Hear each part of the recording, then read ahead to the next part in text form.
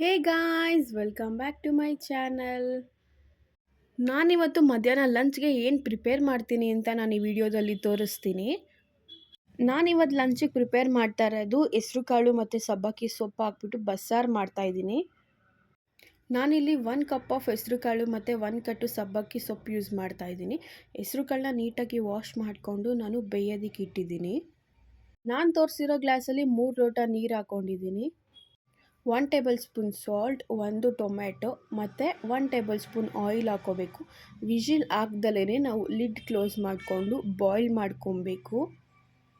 ಈ ಕಡೆ ಹೆಸರು ಕಾಳು ಬೇಯೋ ಅಷ್ಟೊತ್ತಿಗೆ ನಾವು ಸೊಪ್ಪನ್ನ ಕಟ್ ಮಾಡ್ಕೊಳ್ಳೋಣ ಬನ್ನಿ. ನಾನಿಲ್ಲಿ ತುಂಬ ಚಿಕ್ಕದಾಗಿ ಕಟ್ ಮಾಡ್ಕೊತಾ ಇಲ್ಲ ಸಬ್ಬಕ್ಕಿ ಸೊಪ್ಪನ್ನ. ತೀರಾ ಚಿಕ್ಕದಾಗಿ ಕಟ್ ಮಾಡಿಕೊಂಡ್ರೆ ವಾಶ್ ಮಾಡಬೇಕಾದ್ರೇ ಅರ್ಧ ಸೊಪ್ಪು ಹೋಗ್ಬಿಡುತ್ತೆ. ಅದರಿಂದ ನಾನು 2 ಪಾರ್ಟ್ಸ್ ಆಗಿ ಕಟ್ ಮಾಡ್ಕೊತಾ ಇದ್ದೀನಿ. ನೀವಿಲ್ಲಿ ನೋಡ್ಬೋದು ಆಲ್ರೆಡಿ ನಾನು ಹೆಸರು ಕಾಳು ಮತ್ತು ಟೊಮೆಟೊ ಹಾಕಿರೋದು ಬೇಯ್ತಾ ಇದೆ. ಅದಕ್ಕೆ ಇವಾಗ ನಾವು ತೊಳೆದಿರೋ ಸೊಪ್ಪನ್ನ ಆ್ಯಡ್ ಮಾಡ್ಕೊಳ್ಳೋಣ. ಸಾಂಬಾರಿಗೆ ಏನೇನು ಬೇಕು ಅಂತ ನಾವಿಲ್ಲಿ ರೆಡಿ ಮಾಡ್ಕೊಳ್ಳೋಣ. ಸೊಪ್ಪು ಕಾಳು ಆಲ್ರೆಡಿ ಬೆಂದಿದೆ. ಸಾಂಬಾರಿಗೆ ಮಸಾಲೆ ಏನೇನು ಬೇಕು ನಾವಿಲ್ಲಿ ರುಬ್ಕೊಳ್ಳೋಣ ಬನ್ನಿ. ನಾನಿಲ್ಲಿ 1 ಈರುಳ್ಳಿ, 2 ಟೊಮೆಟೊ ಮತ್ತು 5 ಒಣಮೆಣ್ಸಿನ್ಕಾಯಿ, 1 ಗೆಡ್ಡೆ ಬೆಳ್ಳುಳ್ಳಿ, ಸ್ವಲ್ಪ ತೆಂಗಿನಕಾಯಿ ತೊಗೊಂಡಿದ್ದೀನಿ. ಇದನ್ನು 1 ಟೇಬಲ್ ಸ್ಪೂನ್ ಆಯಿಲ್ ಹಾಕ್ಕೊಂಡು ಸ್ವಲ್ಪ ಫ್ರೈ ಮಾಡ್ಕೋಬೇಕು. ನಾನಿಲ್ಲಿ 1 ಟೇಬಲ್ ಸ್ಪೂನ್ ಜೀರಿಗೆ ಮತ್ತು 1 ಟೇಬಲ್ ಸ್ಪೂನ್ ಮೆಣಸು ಹಾಕ್ಕೊತಾ ಇದ್ದೀನಿ. ನಾವು ಆಲ್ರೆಡಿ ಇಲ್ಲಿ ಒಣಮೆಣ್ಸಿನ್ಕಾಯಿ ಯೂಸ್ ಮಾಡಿರೋದ್ರಿಂದ ಮೆಣಸು ಎಷ್ಟು ಬೇಕು ನೋಡಿಕೊಂಡು ಹಾಕ್ಕೊಳ್ಳಿ. ಹೈ ಫ್ಲೇಮಲ್ಲಿ ಇಟ್ಕೋಬಾರ್ದು, ಮೀಡಿಯಮ್ ಲೋ ಫ್ಲೇಮಲ್ಲಿ ಇರಬೇಕು. ಯಾಕಂದರೆ ಜೀರಿಗೆ ಮೆಣಸು ಹಾಕಿರೋದ್ರಿಂದ ಬೇಗ ಸೀದೋಗ್ಬಿಡುತ್ತೆ. ಅದಾದಮೇಲೆ 1 ಗೆಡ್ಡೆ ಬೆಳ್ಳುಳ್ಳಿ ಹಾಕ್ಕೊಬೇಕು. ನಾನಿಲ್ಲಿ ಸಿಪ್ಪೆ ಬಿಡಿಸಿಲ್ಲ, ನೀವು ಸಿಪ್ಪೆ ಬಿಡಿಸಿ ಕೂಡ ಹಾಕೋಬೋದು. ನಾವಿದನ್ನು ಫೈನ್ ಪೇಸ್ಟಾಗಿ ರುಬ್ಕೋಬೇಕು.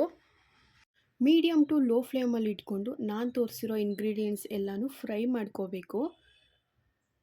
ನಾನಿಲ್ಲಿ ಅರ್ಧ ಹೋಳು ಕಾಯಿ ಯೂಸ್ ಮಾಡಿದ್ದೀನಿ. ನಿಮ್ಮ ಮನೇಲಿ ಎಷ್ಟು ಜನ ಇರ್ತಾರೆ ನೋಡಿಕೊಂಡು ಕಾಯಿನ ನೀವು ಡಬಲ್ ಮಾಡ್ಕೋಬೋದು. ಈರುಳ್ಳಿ ಗೋಲ್ಡನ್ ಬ್ರೌನ್ ಆದಮೇಲೆ ನಾವು ಇದನ್ನು ಸ್ವಲ್ಪ ಕೂಲ್ ಡೌನ್ ಆಗೋಕ್ಕೆ ಬಿಟ್ಟು ಮಿಕ್ಸಿ ಜಾರ್ಗೆ ಟ್ರಾನ್ಸ್ಫರ್ ಮಾಡ್ಕೊಳ್ಳೋಣ. ನಾನಿಲ್ಲಿ ಹುಣಸೆಹಣ್ಣು ಹಾಕ್ತಾ ಇಲ್ಲ. ನಾನು ಆಲ್ರೆಡಿ 2 ಟೊಮೆಟೊ ಯೂಸ್ ಮಾಡಿದ್ದೀನಿ. ನಿಮಗೆ ಹುಣಸೆಹಣ್ಣು ಬೇಕಂದರೆ ಹಾಕ್ಕೊಬೋದು. ಮತ್ತು ನಾನಿಲ್ಲಿ 2 ಟೇಬಲ್ ಸ್ಪೂನ್ ಸಾಂಬಾರು ಪುಡಿ ಹಾಕ್ತಾಯಿದ್ದೀನಿ.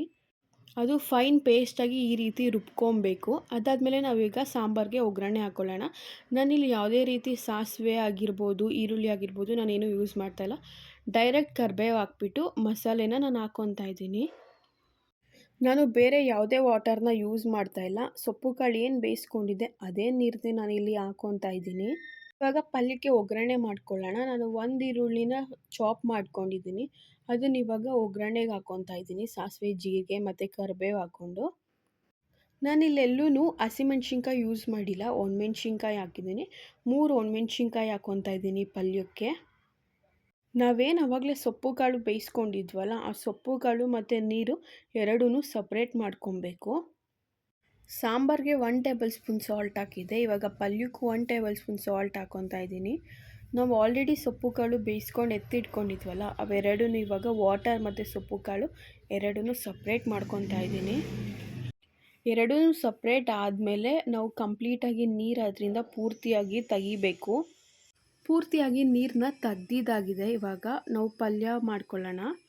ಇಲ್ಲಿ ಈರುಳ್ಳಿ ಕೂಡ ಗೋಲ್ಡನ್ ಬ್ರೌನ್ ಆಗಿದೆ.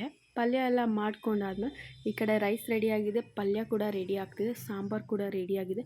ನಿಮ್ಗೆ ಈ ವಿಡಿಯೋ ಇಷ್ಟ ಆದರೆ ಲೈಕ್ ಮಾಡಿ, ಶೇರ್ ಮಾಡಿ, ಸಬ್ಸ್ಕ್ರೈಬ್ ಮಾಡ್ಕೊಳ್ಳಿ. ಮತ್ತು ಈ ರೆಸಿಪಿನ ನೀವು ಮನೇಲಿ ಟ್ರೈ ಮಾಡಿ ಹೇಗೆ ಬಂತು ಅಂತ ಕಮೆಂಟ್ ಮಾಡಿ. Don't forget to subscribe to my channel. Thank you for watching.